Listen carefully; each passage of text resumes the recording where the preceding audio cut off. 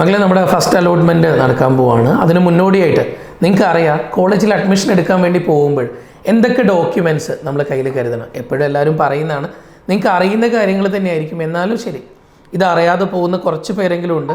നിങ്ങൾ ഈ വീഡിയോ അറിയാത്ത ആളുകളിലേക്ക് ഷെയർ ചെയ്ത് കൊടുക്കണം. ഉറപ്പായിട്ടും വേണ്ട എല്ലാ കാര്യങ്ങളും എല്ലാ ഡീറ്റെയിൽ ആയിട്ട് ഞാനിതിൽ പറഞ്ഞുതരാം. ഒന്നാമത്തെ കാര്യം, നമുക്ക് എല്ലാവർക്കും ഉള്ള അഡ്മിറ്റ് കാർഡ് ഇല്ലായിരുന്നു അന്ന് നമ്മൾ ആദ്യം തന്നെ എടുത്തു വെച്ച നീറ്റ് എക്സാം എഴുതാൻ പോകുമ്പോൾ ഉള്ള ആ അഡ്മിറ്റ് കാർഡ്. ഓക്കെ, അതിൻ്റെ ഫ്രണ്ട് പേജ് മാത്രം മതി. ഒന്നാമത്തെ ഡോക്യുമെൻറ്റ് നിങ്ങൾക്ക് വേണ്ടത് നമ്മുടെ അഡ്മിറ്റ് കാർഡാണ്. ഓക്കെ, അഡ്മിറ്റ് കാർഡ് കഴിഞ്ഞ് അടുത്തത് നമ്മുടെ നീറ്റിൻ്റെ സ്കോർ കാർഡ്. നിങ്ങൾക്ക് ഫസ്റ്റ് റിസൾട്ട് വരുന്ന ദിവസം കിട്ടിയേക്കുന്ന എത്രയാണ് സ്കോർ കാര്യങ്ങളൊക്കെ അറിഞ്ഞേക്കുന്ന കാർഡ് ഉണ്ട് അല്ലേ, ആ നീറ്റിൻ്റെ സ്കോർ കാർഡ്. അപ്പോൾ ഒന്നാമത്തത് അഡ്മിറ്റ് കാർഡ്, രണ്ടാമത്തത് നീറ്റിൻ്റെ സ്കോർ കാർഡ്. അടുത്ത എന്താ ചോദിച്ചത്, നിങ്ങളുടെ ഡേറ്റ് ഓഫ് ബർത്ത് ഇല്ലേ, ഡേറ്റ് ഓഫ് ബർത്ത് പ്രൂവ് ചെയ്യാൻ പറ്റുന്ന ഒരു സർട്ടിഫിക്കറ്റ്. നിങ്ങൾ സ്റ്റേറ്റിലൊക്കെ പഠിച്ച കുട്ടികളാണ് SSLC എൻ്റെ സർട്ടിഫിക്കറ്റ് മതിയായിരിക്കും, അല്ലെങ്കിൽ ബർത്ത് സർട്ടിഫിക്കറ്റ്. ഇതിലെന്ത് എല്ലാവരും ബർത്ത് സർട്ടിഫിക്കറ്റ് എടുക്കാൻ വേണ്ടിയിട്ട് ഓടണ്ട. SSLC സർട്ടിഫിക്കറ്റിൽ കറക്റ്റായിട്ട് ഡേറ്റ് ഓഫ് ബർത്ത് പറയുന്നുണ്ട്, അങ്ങനെയാണ് അത് മതി. വേറെ എന്തിലാണോ നിങ്ങളുടെ ഡേറ്റ് ഓഫ് ബർത്ത് കറക്റ്റായിട്ടും ഉള്ള എന്താണോ ഐഡൻറ്റിറ്റി അത് നിങ്ങളൊന്ന് കയ്യിൽ കരുതിയാൽ മതി. അത് കഴിഞ്ഞാൽ പിന്നെ SSLC സർട്ടിഫിക്കറ്റ് എന്തായാലും വേണം, +2ൻ്റെ മാർക്ക് ലിസ്റ്റ് വേണം. അപ്പോൾ മൂന്നാമത് വേണ്ടത് നമ്മുടെ ഡേറ്റ് ഓഫ് ബർത്ത് പ്രൂവ് ചെയ്യുന്നത്, നാലാമത് SSLC സർട്ടിഫിക്കറ്റ്, അഞ്ചാമത് +2ൻ്റെ മാർക്ക് ലിസ്റ്റ്. 5 കാര്യങ്ങളായേ. ഇനി അടുത്തത് നമ്മുടെ ID പ്രൂഫ്, ഏതെങ്കിലും ആധാറോ പാൻ കാർഡോ അങ്ങനെ ഏതെങ്കിലും ഒരു ID പ്രൂഫ്. അത് കഴിഞ്ഞാൽ നിങ്ങളെപ്പോഴും നമ്മൾ എവിടെയാണെങ്കിലും ഒരിക്കലും ജോയിൻ ചെയ്യുന്നതിന് നമുക്ക് TC വേണം എന്ന് പറയില്ല, മറ്റേ നമ്മൾ മുന്നേ പഠിച്ച സ്ഥലത്ത് നിന്നുള്ള ട്രാൻസ്ഫർ സർട്ടിഫിക്കറ്റ്, നമ്മുടെ TC. ഓക്കെ, അതെവിടെയാണോ നിങ്ങൾ അവസാനം പഠിച്ചത് അവിടെ നിന്ന് വാങ്ങിക്കുന്ന TC. ഇനി നമ്മുടെ കോണ്ടാക്ട് സർട്ടിഫിക്കറ്റ്. ഓക്കെ, അതിന് 6 മാസം വരെയാണ് ഇതിന് വാലിഡിറ്റി ഉണ്ടാവുക. ഓക്കെ, അപ്പോൾ പിന്നെ നിങ്ങൾ അഥവാ നേരത്തെ എടുത്തതാണെങ്കിൽ, നിങ്ങളിപ്പോൾ റിപ്പീറ്ററോ റിപ്പീറ്ററോ സൂപ്പർ റിപ്പീറ്ററോ ഒക്കെ ആണെങ്കിൽ അതിൻ്റെ വാലിഡിറ്റി കഴിഞ്ഞു പോയിട്ടുണ്ടാവും. ഓക്കെ, അങ്ങനെയാണെങ്കിൽ ഏതെങ്കിലും ഒരു ഗസ്റ്റഡ് ഓഫീസർ സൈൻ ചെയ്തിട്ടുള്ള സാധനം മതി. ഓക്കെ, അപ്പം നമ്മൾ 8 കാര്യങ്ങളായി. ഇനി അത് കഴിഞ്ഞാൽ മൈഗ്രേഷൻ സർട്ടിഫിക്കറ്റ്, അത് ആവശ്യമുള്ളവർക്ക് മൈഗ്രേഷൻ സർട്ടിഫിക്കറ്റ് വേണ്ടതാണെങ്കിൽ മാത്രം അത് കരുതുക. പിന്നെ നോൺ ക്രീമി ലെയർ. ഈ നോൺ ക്രീമി ലെയറിൽ നിങ്ങൾക്കറിയാം, ഇത് വന്നിട്ട് നമ്മൾ വില്ലേജ് ഓഫീസറെ ഇരുന്ന് വാങ്ങിച്ച് ഓൾറെഡി നിങ്ങൾ ചെയ്തു വെച്ചിട്ടുണ്ട് ഇതൊക്കെ ആദ്യം കൊടുക്കുന്ന സമയത്ത്. പിന്നെ SC/ST കാറ്റഗറിയിലുള്ള ആളുകൾക്കൊക്കെയാണ് അവർക്ക് കാസ്റ്റ് സർട്ടിഫിക്കറ്റ് വേണം, അത് നിങ്ങൾ താലൂക്കിൽ നിന്ന് തന്നെ വാങ്ങിക്കണം. ഇനി അടുത്തത് എന്താ വേണ്ട, നമുക്ക് പാസ്പോർട്ട് സൈസ് ഫോട്ടോ. അത് കുറച്ച് അധികം കയ്യിൽ കരുതിക്കോ. അത് ഓരോ കോളേജുകൾ പറയുന്ന പോലെ ആയിരിക്കും. അവർക്ക് ചില ആൾക്കാർക്ക് 2 എണ്ണം വേണമായിരിക്കും, ചില ആൾക്ക് 5 എണ്ണം വേണമായിരിക്കും, അങ്ങനെയൊക്കെ. Passport size photo.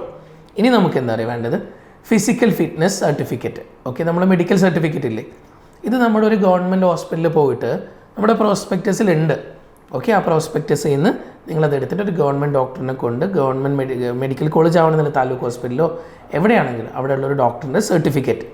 ഓക്കെ, ഇനി വന്നിട്ട് NRI സ്റ്റുഡൻസ് ഒക്കെ ആണെങ്കിൽ അവർക്ക് NRIയുടെ സർട്ടിഫിക്കറ്റ്. പിന്നെ നമുക്ക് അലോട്ട്മെൻറ്റ് മെമ്മോ വരുമല്ലേ, അത് നമുക്ക് തരുന്ന അലോട്ട്മെൻറ്റ് മെമ്മോ. ഈ അലോട്ട്മെൻറ്റ് മെമ്മോയും നമ്മൾ കയ്യിൽ കരുതണം. ഇനി നമുക്ക് ഡാറ്റ ഷീറ്റ്, കീമിൻ്റെ മാർക്ക് വന്നില്ലേ, കേരളയിൽ നമുക്ക് ഇത്രാമത്തെ റാങ്ക് ആണെന്നൊക്കെ പറഞ്ഞില്ലേ, ആ മാർക്കൊക്കെ, അതായത് ഡാറ്റ ഷീറ്റ് ഓഫ് കീം 2025, അതിൻ്റെ ഡാറ്റ ഷീറ്റ്. ഇനി വന്നിട്ട് നാറ്റിവിറ്റി സർട്ടിഫിക്കറ്റ്, അതൊക്കെ നിങ്ങളുടെ കയ്യിലുള്ള സാധനങ്ങൾ തന്നെയാണ്. പിന്നെ വാക്സിനേഷൻ സർട്ടിഫിക്കറ്റ്, നമുക്ക് MMR, hepatitis B, chicken box. Okay, ഇതിൻ്റെയൊക്കെ വാക്സിനേഷൻ ചെയ്തിട്ട് നിങ്ങൾ കോളേജിലേക്ക് പോകുമല്ലേ, മെഡിക്കൽ കോളേജിലേക്ക് പോകുന്ന ആൾക്കാരല്ലേ, അപ്പോൾ അവിടെ കുറേ അസുഖങ്ങളോട് മല്ലടിക്കേണ്ട ആൾക്കാരല്ലേ. അപ്പോൾ അതുകൊണ്ട് ഈ അസുഖങ്ങൾക്ക് എഗെയിൻസ്റ്റുള്ള വാക്സിൻ നിങ്ങൾ എടുത്തിട്ടുണ്ടെന്നുള്ള സർട്ടിഫിക്കറ്റാണ്. അതൊക്കെ നിങ്ങൾ കോളേജിൽ പോയിട്ട് എടുത്താലും മതിയാവും, അതിനായിട്ടൊന്നും ധൃതി കൂട്ടണ്ട. ഓക്കെ, നിങ്ങൾ പോകുന്ന കോളേജിൽ നിന്ന് എടുത്താൽ മതി, അല്ലെങ്കിൽ അതിന് മുന്നേ നിങ്ങൾ എടുക്കാൻ പറ്റുന്നതാണ് നിങ്ങൾ എടുത്തു വെക്കുക. ഓക്കെ, MMRൻ്റെയും ഹെപ്പറ്റൈറ്റിസ് Bൻ്റെയും ചിക്കൻ ബോക്സിൻ്റെയും. ഇനി അത് കഴിഞ്ഞാൽ സ്റ്റാമ്പ് പേപ്പർ. ഈ സ്റ്റാമ്പ് പേപ്പർ എന്ന് പറയുന്നത് ബോണ്ടാണ്. നമ്മൾ ഓരോ കോളേജിന് അതിൻ്റെതായ രീതിയിൽ ചിലപ്പോൾ അവർ ചില മാറ്റങ്ങൾ വരുത്തും. നിങ്ങൾക്കറിയാം, ഇത് നമ്മൾ സ്റ്റാമ്പ് പേപ്പറാണ്. സ്റ്റാമ്പ് പേപ്പർ എന്ന് പറഞ്ഞാൽ ഇപ്പോൾ പണ്ടത്തെ പോലെയല്ല. പണ്ട് നമുക്ക് കോടതിയിൽ പോയി കഴിഞ്ഞാൽ അവിടെ നിന്ന് സ്റ്റാമ്പ് പേപ്പർ കിട്ടും. ഇന്നെല്ലാം ഇൻ്റർനെറ്റിലൂടെ കിട്ടുകയാണ്. ഈ സ്റ്റാമ്പ് പേപ്പറിൽ നമുക്കിത് ഫസ്റ്റ് അലോട്ട്മെൻറ്റിൽ നിങ്ങൾ വാങ്ങിക്കണമെന്ന് നിർബന്ധമൊന്നുമില്ല.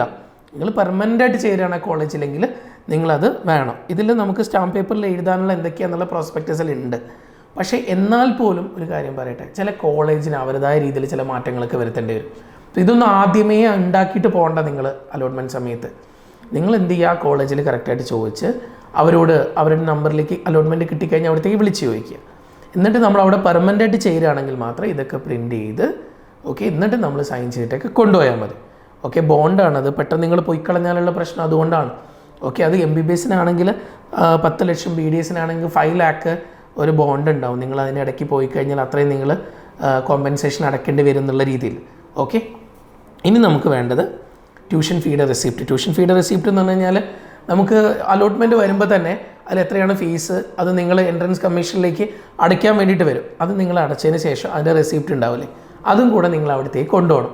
അത് കൂടാതെ ആ സമയത്ത് നിങ്ങളോട് അതത് കോളേജുകൾ, ഇപ്പോൾ സെൽഫ് ഫിനാൻസിങ് കോളേജൊക്കെ ആണെങ്കിൽ അവരവരുടെ അഡീഷണലായിട്ട് വരുന്ന എമൗണ്ട് കാര്യങ്ങളൊക്കെ ആവശ്യപ്പെടും. ഓക്കെ, അതായത് എക്സ്ട്രാ ഫീയും കാര്യങ്ങളൊക്കെ പറയും, അതൊക്കെ നിങ്ങൾ അടയ്ക്കേണ്ടി വരും. പിന്നെ എന്തെങ്കിലും സ്പെഷ്യൽ ആയിട്ടുള്ള റിസർവേഷനൊക്കെ നിങ്ങൾക്ക് ഉണ്ടെന്നാണെങ്കിൽ അതിൻ്റെ സർട്ടിഫിക്കറ്റും കൂടെ. ഓക്കെ, ചിലപ്പോൾ എക്സ് സർവീസ്മെൻ കോട്ടയിൽ അല്ലെങ്കിൽ ഫിസിക്കലി ഡിസേബിൾഡ് സ്പോർട്സ് കോട്ട അങ്ങനെയൊക്കെ എന്തെങ്കിലും വരുന്നുണ്ടെന്നാണെങ്കിൽ അങ്ങനെ എന്തെങ്കിലും സർട്ടിഫിക്കറ്റ് ഉണ്ടെങ്കിൽ അതും കൂടെ. ഇത്രയും ഡോക്യുമെൻറ്റ്സ് ആണ് നിങ്ങൾ കയ്യിൽ കരുതേണ്ടത്. ഓക്കെ, അപ്പോൾ മക്കളെ നല്ല അടിപൊളിയായിട്ട് നമുക്ക് മുന്നോട്ടേക്ക് പോകാം. കോളേജിൽ പോകുമ്പോൾ ടെൻഷൻ അടിച്ചിട്ട് അത് വേണോ ഇത് വേണോ എന്നും പറഞ്ഞ് ഇനി ആലോചിച്ച് നിൽക്കേണ്ട. ഇത്രയും ഡോക്യുമെൻറ്റ്സ് ആണ് നമ്മൾ കയ്യിൽ കരുതേണ്ടത്. ഓക്കെ, നിങ്ങളുടെ ഫ്രണ്ട്സിലേയും കൂടെ ഷെയർ ചെയ്ത് കൊടുത്തേക്കണേ. ഓക്കെ.